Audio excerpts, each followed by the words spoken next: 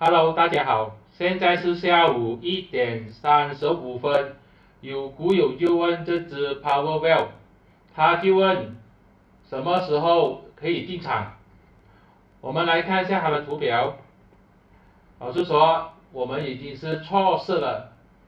当它突破，也是昨天突破这个0.205的时候呢，其实就是一个马路讯号。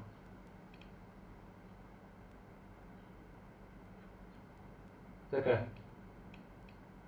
那时候它的股价突破200天均线，突破这个筹码峰，突破所有的筹码阻力线。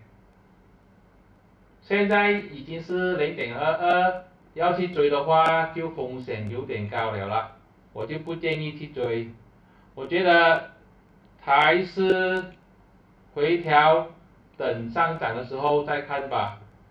毕竟呢，它的这个阻力就是这个0.235，已经是非常接近这个价钱了，不值得去追。